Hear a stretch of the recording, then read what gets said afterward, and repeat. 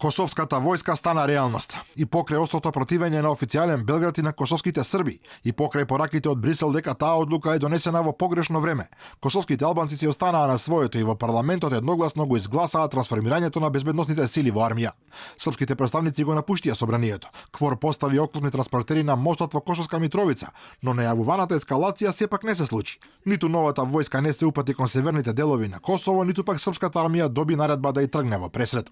НАТО официјално негодуваше исто како и Европската унија, но пораката на американскиот амбасадор дека Стеј департментот го поддржува формирањето на косовската војска се чини ги расчисти сите дилеми околу прашањето дали Приштина добила зелено светло за овој потек или не.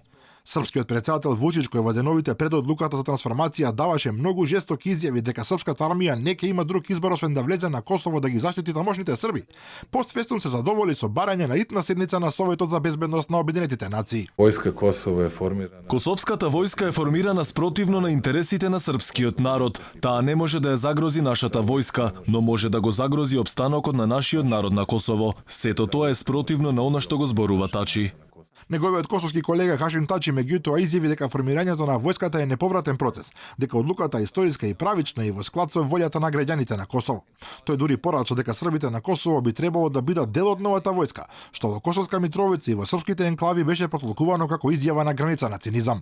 Во сличен тон порака упати и премиерот Рамаш Харадинај. Ова е за поголема безбедност на сите што живеат во Косово. Србите од Косово се граѓани на Косово и се во своите домови. Косово е нивна куќа, нивни дом и армијата на Косово е и нивна. Нема никаква причина за загриженост. Прогласувањето на војската доаѓа во момент кога Косово ја објави трговска војна на Србија.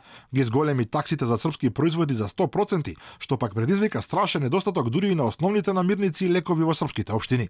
Седницата на Советот за безбедност на Обединетите нации тешко дека може да промени било што, бидејќи и односите меѓу големите сили се на многу ниско ниво и речиси по правило действуваат од сосем спротивставени позиции.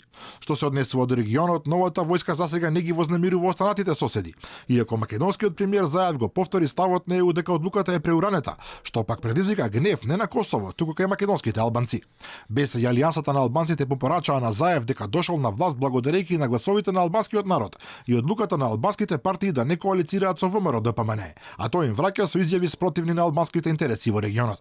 На крајот останува фактот дека косовската војска е реалност на теренот, а дали и како таа ќе ја загрози стабилноста на регионот зависи од фактори кои сепак не се наоѓаат во Приштина, Белград или во некоја друга балканска престолнина.